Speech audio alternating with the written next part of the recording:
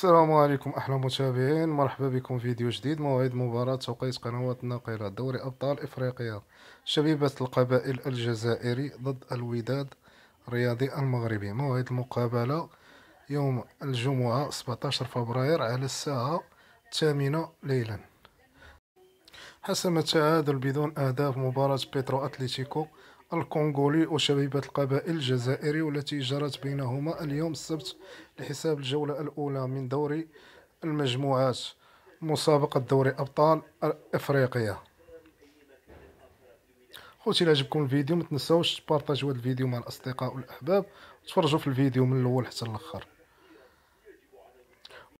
ولم يفلح الطرفان في قص شريط الأهداف وهز الشباك ليكتفيان بذلك بنقطة واحدة، يقتسمان نقاط المواجهة التي احتضنها ملعب 11 نوفمبر.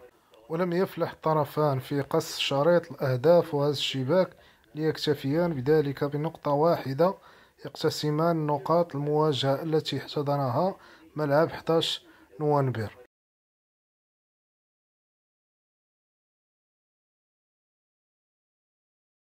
تواجد الفريقان الأنغولي والجزائري في المجموعة الأولى التي تضم كذلك الوداد الرياضي وفيتا كلوب الأنغولي.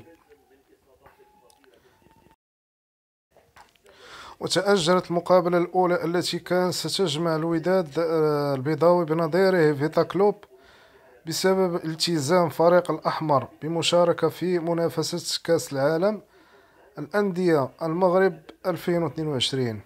خوتي، إلا عجبكم الفيديو ما تنساوش تبارطاجيو هذا الفيديو مع الأصدقاء والأحباب، تفرجوا في الفيديو من الأول حتى الآخر، واشتركوا في القناة وديروا لايك وضغطوا على زر الجرس باش يوصلكم كل ما هو جديد لدينا إن شاء الله. وشكرا لكم أصدقائي، ومع السلامة.